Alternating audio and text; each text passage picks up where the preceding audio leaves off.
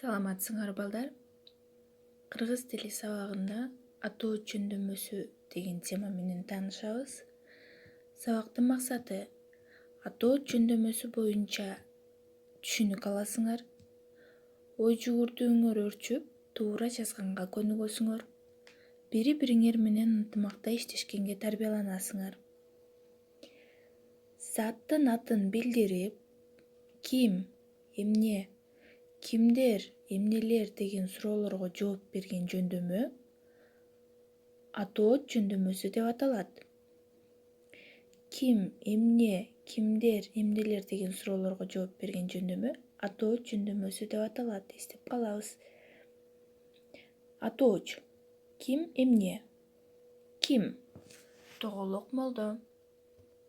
Эмне: бала бакча жана ушул сөздөргө окшогон көптөгөн сөздөр бар. Көнүгүү иштейбиз. Биринчи көнүгүү: жөндөмө мүчөлөрү жок текстти окусаңар кандай болот? Суроого жооп бергиле. Экинчи көнүгүү: тексттен атоо жөндөмөсүндө турган сөздөрдү таап жазгыла. Аларга жаңы сүйлөмдөрдү түзгүлө. Ким: эрмек, эмне, кат.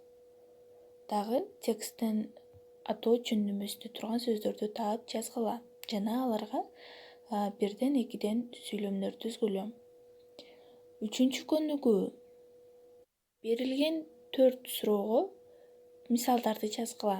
Ким, кимдер, эмне, эмнелер деген суроолорго жооп берген сөздөрдү таап жазабыз.